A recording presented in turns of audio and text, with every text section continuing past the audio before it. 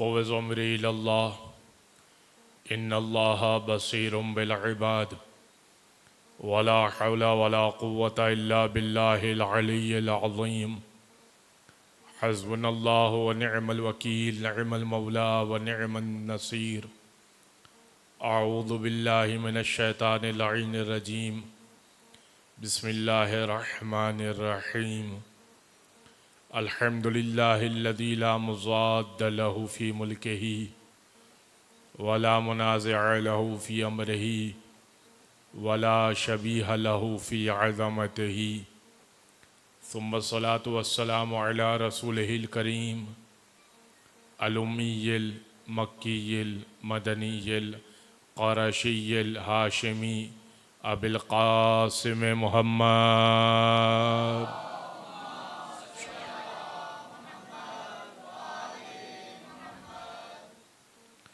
व अला अहलि बैतिहि अत्तय्यबीन अत्ताहिरीन व लअनतुद्दाइमतु अला अअदाइहिम अजमईन मिन यौमि ज़ुल्मिहिम व अदावतिहिम इला क़ियामि यौमिद्दीन। अम्मा बअदु फ़क़द क़ाल अल्लाहु सुब्हानहु व तआला फ़ी मुहकमि किताबिम मुबीन। बिस्मिल्लाहिर रहमानिर रहीम। ला तल्बिसुल हक़्क़ बिल बातिल व तक्तुमुल हक़्क़ व अंतुम तअलमून। सल्लल्लाहु अला मुहम्मद व आलि मुहम्मद।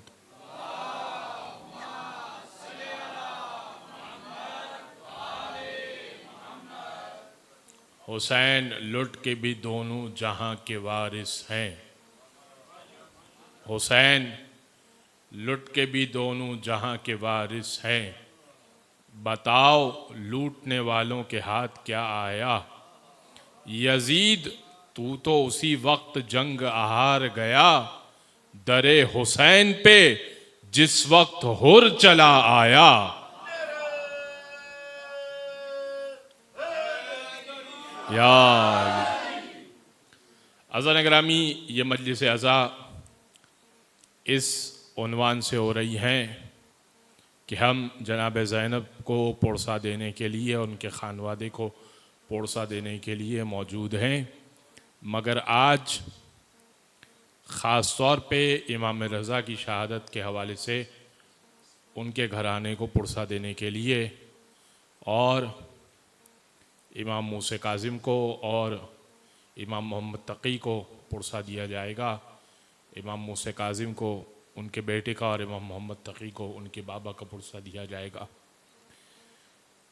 हमारे अक़ाइद के उन्वान से हमारी गुफ्तगू चल रही थी और ये सिलसिला गुफ्तगू की 7वीं मजलिस है और चंद ही दिनों में ये गुफ्तगू इख्तिताम पज़ीर हो जाएगी।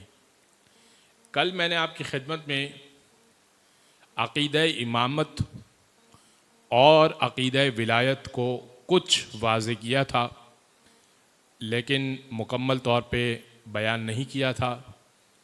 आज उसी को कुछ आगे बढ़ाकर बात करनी है कि इमामत का अक़ीदा तो मैंने पेश कर दिया था कि हम अक़ीदा इमामत के कायल हैं, मगर आज ये पेश करना है कि न फ़क़त अक़ीदा इमामत का सबूत कुरान से मिलता है, जो मैंने आयत आपकी खिदमत में पेश की थी कि हज़रत इब्राहीम को परवरदिगार ने इमामत का ओहदा दिया और सूरह यासीन में ज़िक्र हुआ कि हर चीज़ को हमने इमाम मुबीन में रख दिया। आज सिफ़ात इमाम को भी परवरदिगार ने जो कुरान में ज़िक्र किया वो पेश करना है। यानी न फ़क़त इमामत को परवरदिगार ने लफ्ज़ इमाम के तौर पर डिस्कस किया है या आइम्मा के तौर पर डिस्कस किया है, बल्कि सिफ़ात तक बताई हैं कि इमाम की सिफ़ात क्या होनी चाहिए। कमाल ये है ना। अच्छा, कोई कह सकता था कि भाई ऐसी ही बात थी तो इमाम के नाम बयान कर देता कुरान में, मसला हल हो जाता। भाई अल्लाह के लिए मसला नहीं था कि कुरान में नाम बयान कर देता, मगर हर घर में अली और हुसैन पैदा हो रहे होते और कह रहे होते वो जो कुरान वाला है अली है ना वो ये है, वो जो कुरान वाला हुसैन है वो ये है, वो जो कुरान वाला मोहम्मद है वो ये है। अल्लाह ने सिफात बयान करके बताई कि ऐसी सिफात वाला लाके बताओ तो बात है, ऐसी सिफात वाला। और देखिए, आप 1,24,000 अंबिया पर ईमान रखते हैं, नाम तो उनके भी सबके नहीं है, लेकिन ईमान सब पर है। तो ईमान के लिए दलील नाम का होना नहीं है, ईमान के लिए नाम का होना दलील नहीं है। ईमान के लिए मोहम्मद मुस्तफ़ा के का कह देना दलील है। रसूल ने कह दिया कि पहले इतने अंबिया गुजरे तो हमने मान लिया। रसूल ने कह दिया कि मेरे बाद इमाम आएंगे तो हमें मानना होगा। लिहाजा अब आइए सिफात आइम्मा पर गुफ्तगू कीजिए, करता हूं और सुनिएगा इसको। कुरान ने कहा वजअल्नाहुम अइम्मतन यहदून बिअम्रिना, सूरे अंबिया की आयत है, वजअल्नाहुम अइम्मतन यहदून बिअम्रिना, 21वां सूरा कुरान का है और आयत का निशान 73। हमने उनमें कुछ लोगों को इमाम बनाया, यहदून बिअम्रिना, हमारे अम्र से हिदायत करते हैं, वअवहैना इलैहिम फ़िअलल खैरात, और इमाम की दूसरी सिफत होती है कि हमने उस पर वही की कि वो फ़ेल खैर करेगा। वह इकामत सलात, और इमाम वो होता है जो नमाज को कायम किया करता है। वह ईता ज़कात, और इमाम वो होता है जो ज़कात को अदा किया करता है। वह कानू लना आबिदीन, और इमाम पुराना इबादत गुजार हुआ करता है। कानू का तर्जुमा देखिए, कानू है सीगाए माजी, कानू, कानू लना आबिदीन, पुराना इबादत गुजार होता है। इसका मतलब यह तो तय हो गया कि 17 साल कंकर को शंकर कहने वाला इमाम नहीं बन सकता।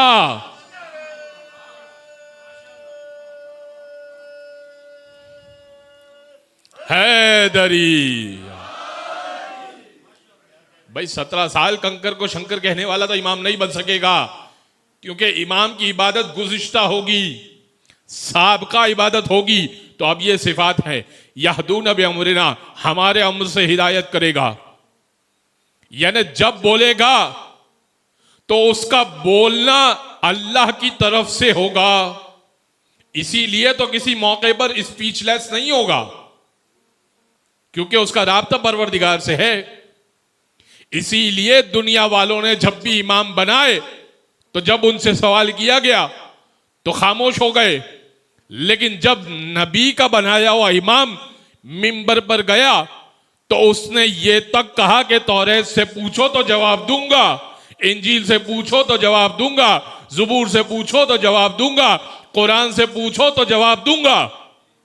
कमाल है ना अली इब्न अबी तालिब का, कि जिस किताब से पूछो जवाब दूंगा। तो यह है अली इब्न अबी तालिब। और न फकत यह कि कुरान उतरा उस वक्त, अभी फातिमा बिनते असद बच्चे को बाहर लेकर आई है, 3 दिन खाने काबा के अंदर मौजूद है, बच्चे को बाहर लेकर निकली, रिसालत माब आए, ऐलान रिसालत नहीं हुआ, कुरान की पहली वही नहीं उतरी, और बीबी मुस्तरिब है, काए मोहम्मद, बच्चे ने आंख नहीं खोली है, भतीजे बच्चे ने आंख नहीं खोली है, हाथ में दिया। जैसे ही रिसालत की आगोश में अली आए तो अली ने आंखों को खोला और दीदारे मुस्तफ़ा किया। और उस वक्त जुमला है रसूल का कि रसूल ने फरमाया, या अली खस्सस्तनी बिन नजर व खस्सस्तुका बिल इल्म, तूने अपनी नजर को मुझसे मखसूस कर दिया, मैंने अपने इल्म को तुझसे मखसूस कर दिया। यार अब फरमाया कि अली कुछ सुनाइए, और आगोश का बच्चा बोल रहा है, कह रहा है कि या रसूल अल्लाह क्या सुनाऊं। अब कोई कहे कि रिवायत ज़ईफ है, झूठी है, जाली है, नकली है, अच्छा तो अब वो रिवायत तो ठीक है कि मोहम्मद मुस्तफ़ा ने हाथों के ऊपर संगरेजे रखे तो संगरेजे कलमा पढ़ना शुरू हो गए, बोलना शुरू हो गए। तो संगरेजे बोल सकते हैं आगोश में, और हाथों पे अली आए तो अली कैसे ना बोले।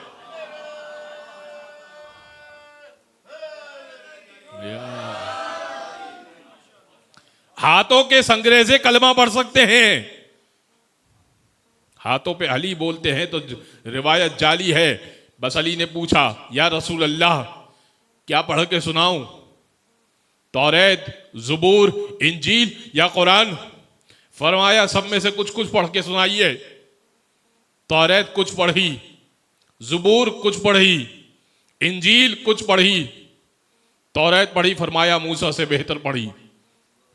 ज़ुबूर पढ़ी, फरमाया दाऊद से बेहतर पढ़ी। इंजील पढ़ी, ईसा से बेहतर पढ़ी। जैसे ही कुरान पढ़ा, क्या पढ़ा?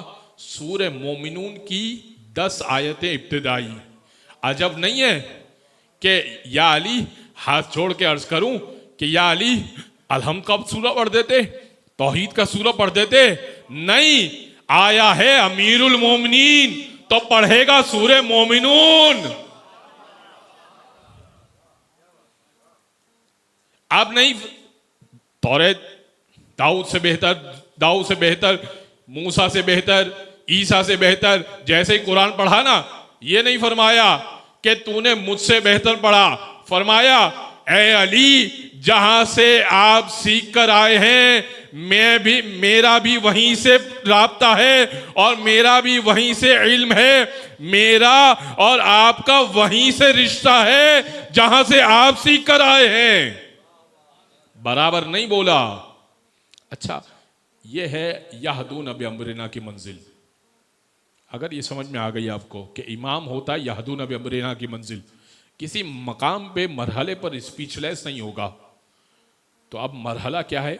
मुझे इस मरहले पर रुकना नहीं है, मुझे आज गुफ्तगू करनी है मौला रज़ा के उन्वान पर, क्योंकि हमारा अकीदा है कि इमाम है यहदून बिअम्रिना। मैं अपने उन्वान पर ही रहूंगा, लेकिन ज़ाहिर है कि मिसालें अब मौला रज़ा के उन्वान से दूंगा। हमारा अकीदा इमामत पर है, और इमामत की एक सिफत है कि हमारे अम्र से हिदायत करता है। इस एक सिफत को समझते हुए आपको यह वाक़या हदिया कर रहा हूं। मामून गैर रशीद ने, एक शख्स आया उसके दरबार में और 7 बाल रसूल अल्लाह के लेकर आया। कहने लगा कि ये हदिया है, ये तोहफा है, ये रसूल अल्लाह के बाल हैं, ये तू अपने ख़जाने में रख, तेरा ख़जाना बड़ा कीमती है, बड़ी नायाब चीज़ है। एक बाल के बदले 1 लाख दिरहम का तकाजा किया। मामून ने कहा कि ठीक है, बड़ी अच्छी रकम तुमने तकाजा कर ली और बड़ा नायाब तोहफा तुम लेकर आए हो। अब 7 लाख दिरहम एक बड़ी रकम है, और 7 लाख दिरहम देकर 7 बाल तो ले लिए कि भाई मेरे ख़जाने में रसूल अल्लाह के बाल रहेंगे। आज भी 12 रबीउल अव्वल, 17 रबीउल अव्वल या रबीउल अव्वल के महीने में जगह जगह रसूल के बाल दिखाए जाते हैं, सजाए जाते हैं। तो अब समझिएगा इस रवायत को कि ये कैसे पता चले कि ये रसूल का बाल है या नहीं है। ये रिवायत उस कॉन्टेक्स्ट में सुनिए। कहा कि अब 7 बाल ले तो लिए, लेकिन पता कैसे चले कि रसूल का बाल है या नहीं? भाई डीएनए टेस्ट तो होता नहीं, और ना रसूल का डीएनए मौजूद है। चले टेस्ट होता भी हो तो डीएनए तो रसूल का नहीं है ना हाथ में। अब बुलाना पड़ेगा उसी की नस्ल में से जो ये तस्दीक करे कि ये रसूल का बाल है या नहीं है। तो मौला रज़ा को बुलाया गया, का फर्जंद रसूल बयान कीजिए कि ये बाल असली हैं या नहीं है। इमाम ने 3 एक तरफ किए, 4 एक तरफ किए। फरमाया कि ये 3 अल्लाह के रसूल के नहीं है। भाई बालों की बात कर रहा हूं, कि ये तीन अल्लाह के रसूल के नहीं है। तो उसने कहा कि भाई दलील क्या है, क्या दलील है? इमाम ने फरमाया कि दलील यह है कि हमारे जिस्मों पर और हमारे जर्रे जर्रे पर, हमारे जिस्म के एक एक हिस्से पर आग हराम है। लिहाजा अगर तू इन बालों को आग में डाल दे, अगर बाल जल जाएं, खत्म हो जाएं, तो बाल झूठे, बाल नकली, बाल जाली, किसी और के बाल हैं ये। और अगर आग बुझ जाए और बाल दमकते रहें, चमकते रहें, तो बाल असली हैं, बाल रसूल अल्लाह के हैं। उसने कहा कि ठीक है। अंगेठी मंगाई गई, वो 3 बाल डाले गए, जल के खत्म हो गए।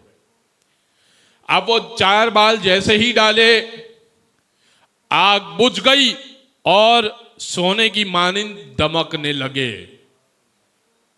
फरमाया कि यही असली बाल हैं। नुक्ता आपकी खिदमत में अर्ज कर दूं कि जिसके बाल का ये आलम हो, उसकी आल का क्या आलम होगा।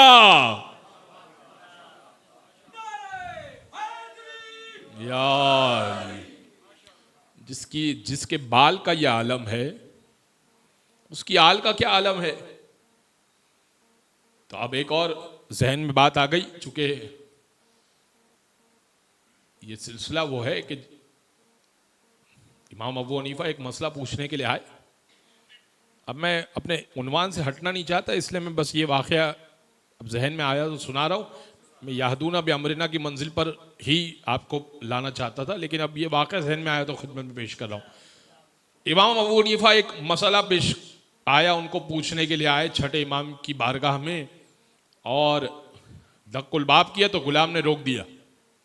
अंदर जाना चाहते थे, गुलाम ने कहा कि आप इंतज़ार फरमाइए, इमाम खुद आएंगे। इमाम जब बाहर आए तो हाथ में असा है।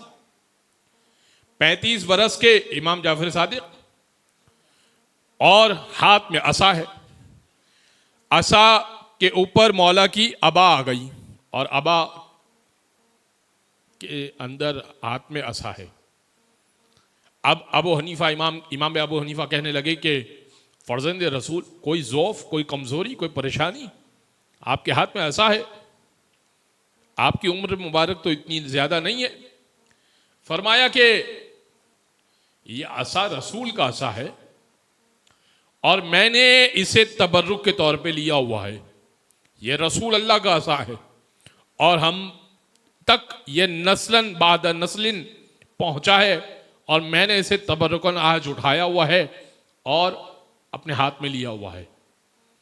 तो अबू हनीफा कहने लगे कि फर्जंद रसूल, ज़रा अबा हटाइए, मैं असा के दस्ते को बोसा देना चाहता हूँ। ये रसूल का असा है, रसूल थामा करते थे, तो कितना मुतबर्रिक असा है, तो मैं इसको बोसा देना चाहता हूँ। इमाम ने उसी असा को उठाया और उसको ज़रा सा पीछे किया। इमाम कहने लगे, अजीब है तेरी मंतिक, ये रसूल का असा है तो इसको बोसा देना चाहता है। हाजा जिल्दो रसूलिल्लाह, हाजा लहमो रसूलिल्लाह, ये रसूल अल्लाह की जिल्द है, ये रसूल अल्लाह का गोश्त है। यहां बोसा देने की, पेशानी पे बोसा देने की बात क्यों नहीं करता? भाई जिस रगों में खून रसूल दौड़ रहा है, वहां पे बोसा देने की बात क्यों नहीं करता? बाज़ान ग्रामी, यह है सिलसिला अहले बैत अतहार का। तो इमाम है जो याहदून बि अमरिना की मंजिल पर है, उस मंजिल पर है कि जिस मंजिल पर वो हिदायत करेगा परवरदिगार की जानिब से लेकर। एक सिफत हो गई, वावहैना इलैहिम फ़िअल खैरात, इमाम वो है जो फ़ेल खैर किया करता है। दूसरी सिफत, फ़ेल खैर किया करता है। अज़ान ग्रामी, इमाम की ये दूसरी सिफत है ना, ये किसी में नहीं पाई जाती फ़ेल खैर के उन्वान से। इंसान बहुत बड़ा खैर कर ले, लेकिन जितना भी खैर कर ले, औहैना इलैहिम फ़िअल खैरात, हमने उनको वही की कि वो फ़ेल खैर करें। अब औहैना पे मैं उलझाना नहीं चाहता, मैं आपको आसान करके बताना चाहता हूं कि क्या वही इमाम पर भी होती है, कि हमारा अकीदा ये है। देखिए, वही की 5 किस्में हैं। एक वही तो वही होती है जो जिब्रील के जरिए से होती है, वो सिर्फ नबी पर होती है। लेकिन एक वही होती है जिसे इल्हाम कहा जाता है, एक वही होती है ख्वाब कहा जाता है, एक वही मुहद्दिस के जरिए से होती है। इसीलिए छठे इमाम से जब पूछा गया कि फर्जंद रसूल आया, ये बताइए कि आप जब कोई चीज़ तनावुल फरमाते हैं और उसमें जहर होता है और आपको खबर होती है कि आपकी शहादत इसके ज़रिए से होने वाली है, तो आया ये खुदकुशी नहीं हो गई? इमाम ने फरमाया कि वो जो मुहद्दिस हमें बयान करता है वो उस वक्त हमसे हट जाता है और दूर हो जाता है, और एक आम आदमी की तरह हम वो चीज़ और वो अंगूर या वो शय जो चीज़ होती है जिसमें जहर होता है वो उसको खाते हैं कि हमें खबर नहीं होती। और फिर जब वो खा लेते हैं तो वो मुहद्दिस हमारे पास फिर आ जाता है और हमें बताता है कि अब जो आपने अंगूर खाया था इसके अंदर जहर था।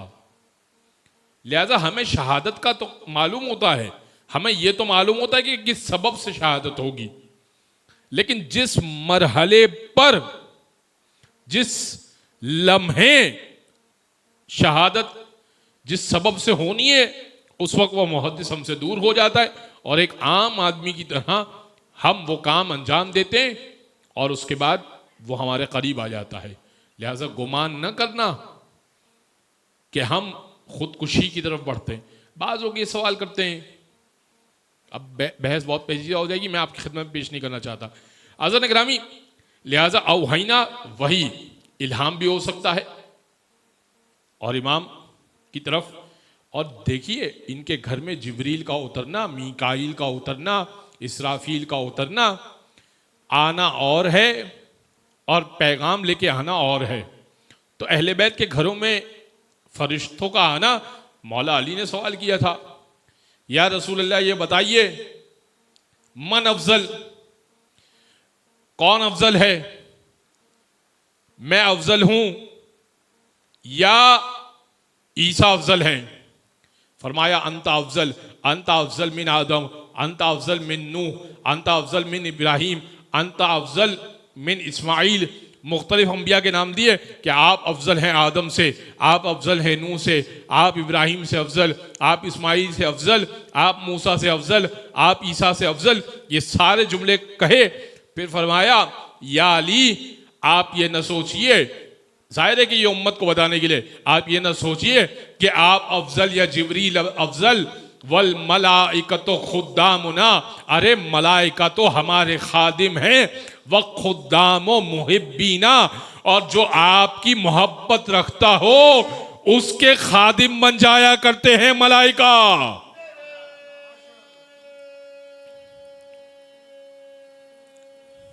हैदरी।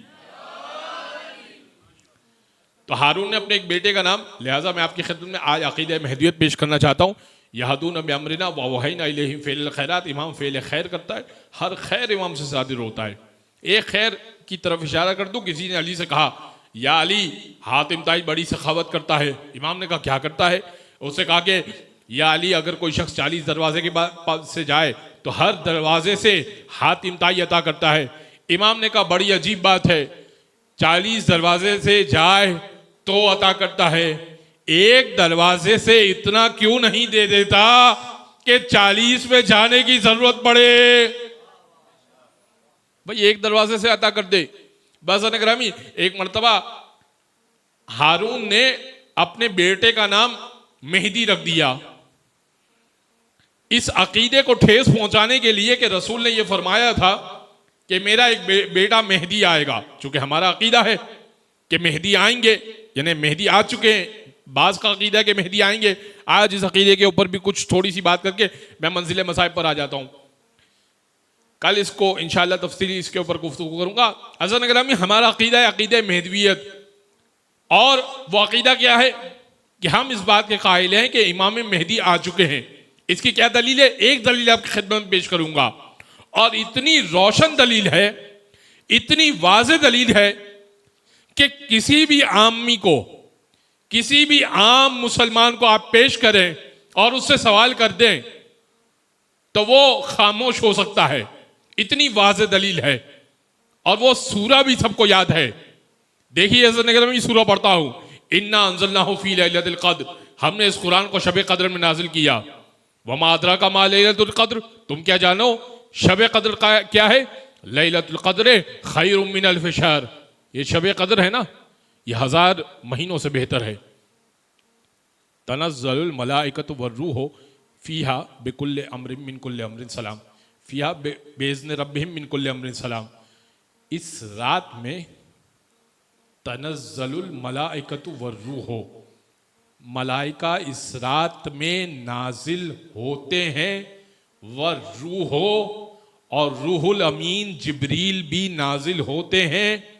बिइज़्ने रब्बिहिम, अपने परवरदिगार के इज़्न से। मिन कुल्ले अमरिन, हर अमर लेकर। हत्ता मतलअल फज्र, यहां तक के फजर तुलू हो जाती है। अज़ान ग्रामी, सारे मुसलमान शब कद्र मनाते हैं, लैलतुल कद्र मनाते हैं।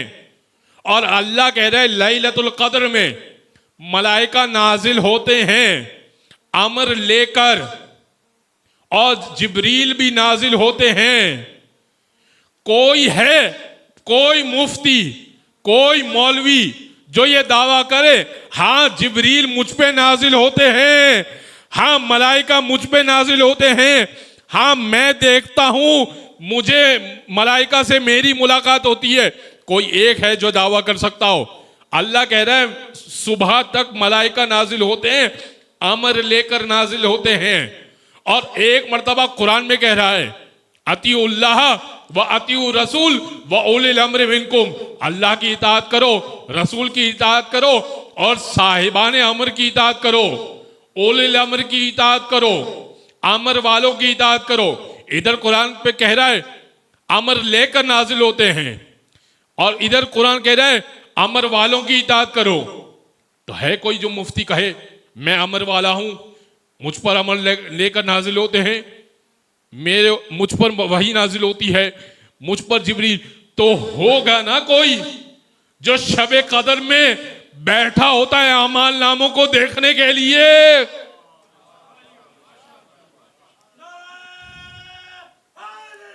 या अली, होगा ना कोई, होगा कोई जिस पे जिब्रील नाजिल हो रहे होंगे, हर शबे कदर नाजिल हो रहे होंगे।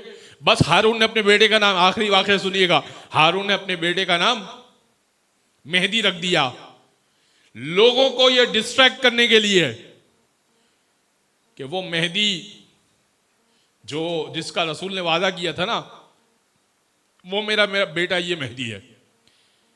और बेटा जैसे ही आता था दरबार में, मेहदी इधर आओ, मेहदी खाना खाने बैठ जाओ, मेहदी पानी पी लो, बुलंद आवाज से मेहदी मेहदी कहता था। अच्छा, हारून ने वली अहद मुकर्रर किया था मौला रजा को। वली अहद क्या होता है कि अगर मैं मर जाऊं तो मेरे बाद खलीफतुल मुस्लिमीन ये होंगे।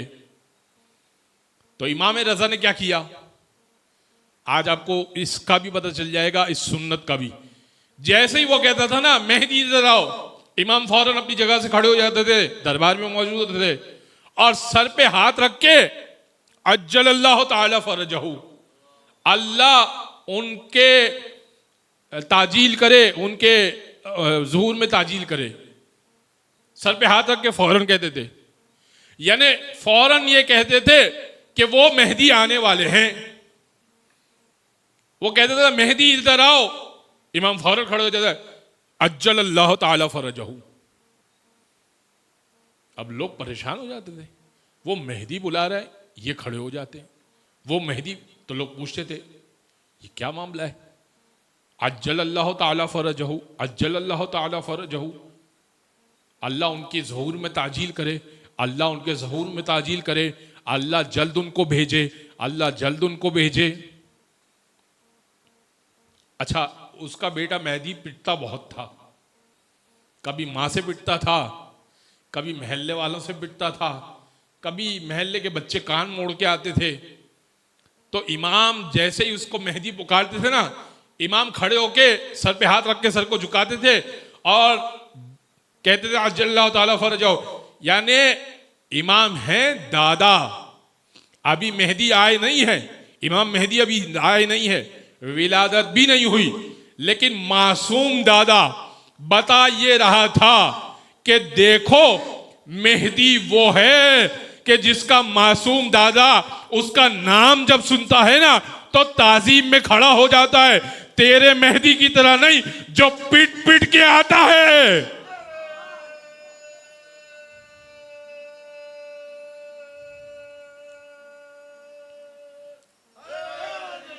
या बाज़ार ग्रामी, इमाम ने दीन समझाया। बहुत सारे मुनाजरे हैं इमाम के और बहुत सारे वाक़यात हैं इमाम के, लेकिन आज कुछ वाक़यात इस हवाले से जितना मैं पेश कर सका पेश किया, लेकिन मैं कुछ तारीख़ी बात पेश करके मंजिल मसाइब पर आऊँगा कि क्यों मौला को जहर देने की नौबत आ गई।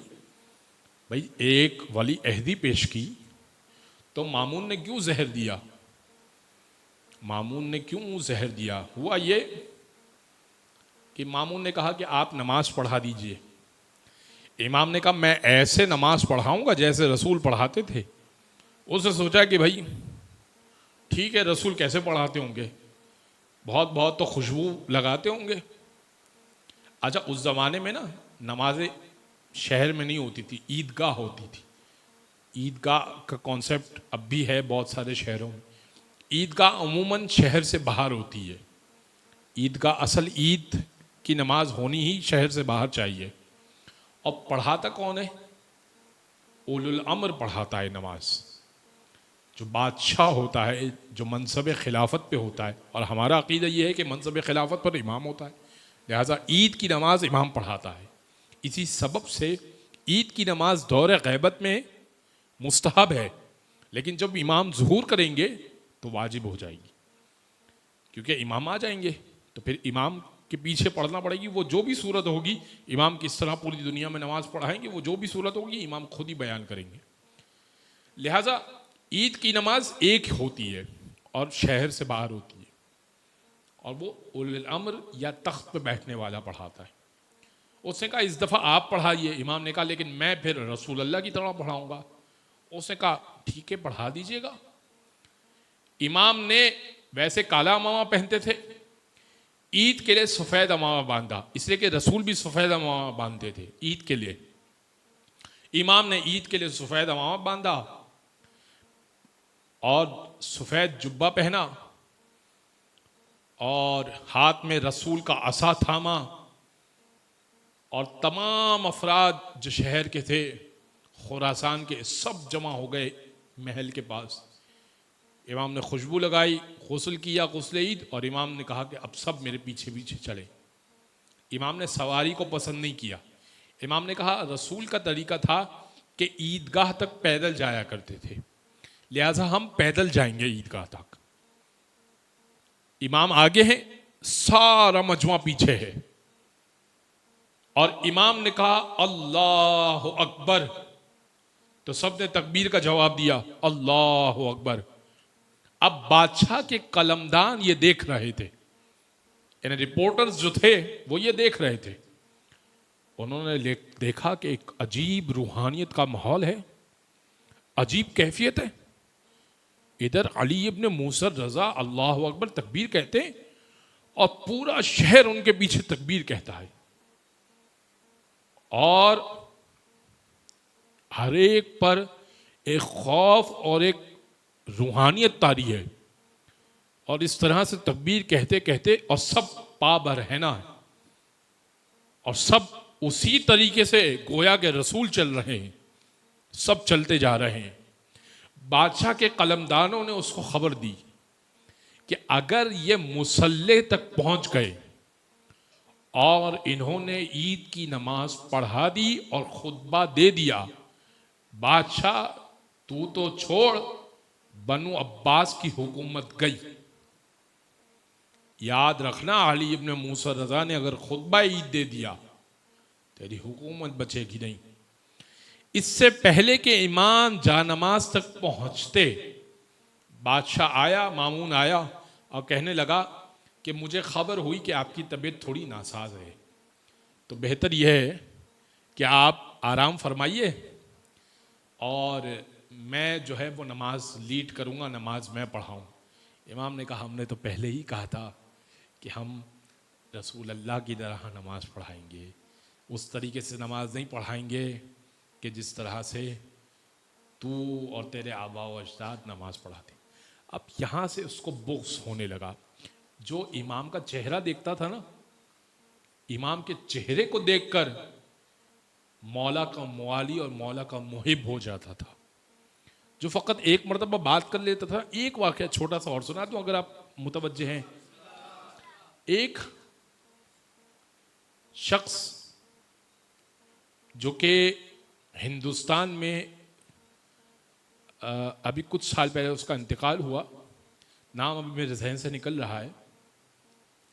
मामून रशीद ने एक नशिस्त लगाई थी और दुनिया भर में लोगों को भेजा था, दुनिया भर में इनविटेशन भेजे थे कि अपने अपने मुल्क और अपनी अपनी स्टेट का सबसे बड़ा आलिम भेजो और हम मौला रज़ा से सवालात करवाएंगे। वो चाहता था कि हर जगह से सबसे बड़ा आलिम आए और कोई एक सवाल ऐसा हो जाए कि इमाम रज़ा जवाब ना दे पाए। तो हिंदुस्तान से एक बहुत बड़ा सिख गया। वो कहता है कि जब मैं गया ना तो बादशाह के दरबार में अफ्रीका से कोई आया है, कोई यूरोप से आया है, कोई इंग्लैंड से आया है, कोई अलग अलग मुल्कों से, अलग अलग जगहों से बड़े बड़े ईसाई, यहूदी, बड़े बड़े पादरी आए हुए हैं, राहिब आए हुए हैं, एथिस्ट आए हुए हैं और ऐसे ऐसे लोग आए हुए हैं जो हाफिज़े इंजील हैं, हाफिज़े तौरात हैं और बड़े बड़े मैथमेटिशियन आए हुए हैं, बड़े बड़े साइंसदान आए हुए हैं, तिब के माहिर आए हुए हैं, डॉक्टर्स आए हुए हैं, अपनी अपनी फील्ड के माहिर आए हुए हैं और एक मौला रज़ा है और तकरीबन कोई 500 बंदे हैं जो उनके मुकाबले में आए हुए हैं और हजारों अफराद सुनने के लिए आए हुए हैं। मौला रज़ा की इतनी बड़ी बज़्म लगाई है मामून ने। वो सिख कहता है कि जब मेरी बारी आई ना कि मौला ने कहा हाँ तुम सवाल करो, तो मैंने मौला को देखा और उनके चेहरे पे जो रूप था और जो खूबसूरती थी, मैंने कहा कि बस मैं आपके दीदार के लिए आया था, मेरा कोई सवाल आपसे नहीं है। वो हर एक को ऐसे जवाब दे रहे थे गोया कि उनके सामने किताबें खुली हुई है और ऐसे जवाब दे रहे थे गोया कि वो किताब पढ़ के आए हैं, जो वो सवाल कर रहा है उसी की वो किताब पढ़ के आए हैं। तो इमाम ने मुझसे कहा अब जबकि तुमने मेरा एहतराम किया,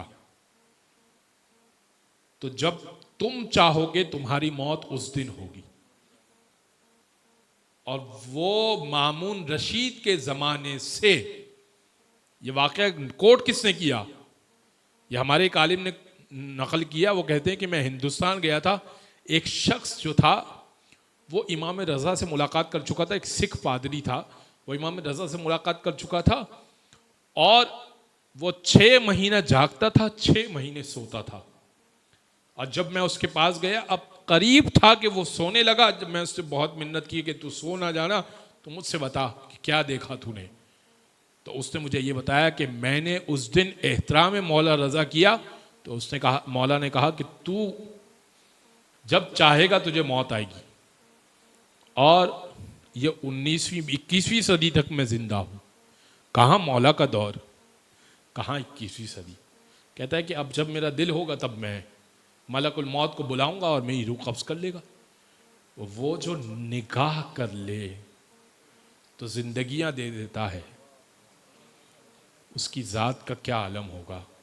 अज़ान ग्रामी, मामून ने जब इतनी बड़ी नशिस्त लगाई और कामयाबी हासिल ना हुई ना, तो उसने सोचा कि लोग मौला के चाहने वाले हो रहे हैं, मेरी हुकूमत खतरे में है, लिहाजा अब रास्ते से हटाया जाए, अब इनको रास्ते से हटाया जाए। वली अहदी अगर दे दी, मैं मर गया और तख्ते खिलाफत पर अगर अली इब्न मूसा रज़ा आ गए तो फिर अहले बैत की हुकूमत आएगी तो हमारे लिए मुश्किल हो जाएगी। अज़न ग्रामी, मामून ने, आप देखते हैं ना कि ताबूत सजता है, आज भी ताबूत बरामद होगा।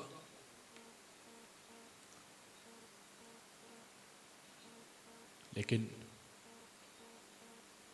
एक ताबूत ऐसा है जो उठ न सका। मामून ने जब मौला को बुलाया, मैं मौला के कुछ मसाइब पढ़ देता हूँ, कुछ मौला हुसैन के पढ़ देता हूँ। वो मसाइब जो मौला हुसैन के मौला रज़ा ने पढ़े वो पढ़ूंगा। इमाम हुसैन के बारे में मौला रज़ा ने क्या कहा? ये अपने शबीब इन कुंत बाकियन लिशयिन फबकी लिल हुसैन, ऐ शबीब के बेटे अगर कभी रोना आ जाए ना तो हुसैन पे रो लिया करना। फ़इन्नहु ज़ुबिहा कमा युज़बहुल कबश, इसलिए कि हुसैन को ऐसे ज़िबाह किया गया जैसे भेड़ को ज़िबाह किया जाता है। इमाम रज़ा ने मसाइब पढ़े पहली मुहर्रम को, ये फरमाया व क़ुतिला माअहु समानियता अशरा रजुलन मालहु फिल अर्ज़ शबीहुन, और हुसैन के साथ 18 ऐसे जवानों को शहीद किया गया। मालहु फिल अर्ज़ शबीहुन, ज़मीन पर उनकी कोई मिसाल नहीं मिला करती थी। इमाम कहने लगे, शबीब के बेटे, ये जो मैंने कहा ना हुसैन को भेड़ की तरह ज़िबा किया गया, हाँ मगर एक फ़र्क है, भेड़ को जब ज़िबा किया जाता है तो पहले पानी का पूछा जाता है, फिर भेड़ को ज़िबा किया जाता है, मगर हुसैन को पानी नहीं पूछा गया था, प्यासा ज़िबा कर दिया गया था। फरमाया और जो मैंने कहा कि जे भेड़ को ज़िबा किया गया ऐसे हुसैन को ज़िबा किया गया, नहीं मगर एक फ़र्क है, भेड़ को जब ज़िबा किया जाता है तो तेज धार छुरी से ज़िबा किया जाता है, हुसैन को कुंद छुरी से ज़िबा किया। फरमाया ये जो कहा कि हुसैन को भेड़ की तरह ज़िबा किया, कहा कि मगर एक फ़र्क है, तो जब भेड़ को ज़िबा किया जाता है तो आगे गर्दन से ज़िबा किया जाता है, हुसैन को पुश्ते गर्दन से ज़िबा किया जाता है। बस ये मसाइब पढ़ने वाला मेरा मौला, ये मौला उस वक्त तक जिंदा रहा जब तक के चाहने वाले रहे, मगर एक वक्त आया, हाँ मामून ने बुलाया, कहा कि मौला आइए कुछ अंगूर तनावुल कीजिएगा। मौला ने फरमाया नहीं, मैं अंगूर नहीं खाना चाहता, अभी हाजत नहीं है, बस ताबूत आने वाला है, कुछ 2 जुमले सुनिएगा, 2 जुमले सुनने के बाद बस ताबूत आ जाएगा। एक मर्तबा मौला ने कहा मैं नहीं खाना चाहता अंगूर। इमाम को बहुत ज्यादा इसरार किया गया, जहर वाले अंगूर इमाम की तरफ किए और खुद अच्छे अंगूर अपनी जानिब किए। इमाम ने कहा मैं अंगूर नहीं खाना चाहता। मामून ने कहा नहीं आप खा लीजिए। अरे बहुत अच्छे अंगूर हैं, मैंने बहुत दूर से मंगवाए हैं। अरे कुछ 2 लुकमे खा लीजिए, 2 दाने खा लीजिएगा। बस 2 दाने अंगूर के खाए हैं और इमाम ने जैसे ही 2 दाने खाए चल के जाने लगे। जैसे ही जाना चाहते हैं, मामून ने कहा कहाँ चल दिए? इमाम ने कहा जहां तू भेजना चाहता है मैं वही जा रहा हूँ। बस अबू था कि अला वलानतुल्लाहि अलल कौमिज़ ज़ालिमीन व सयअलमुल लज़ीना ज़लमू अय्यामन क़लिबन मातम हुसैन।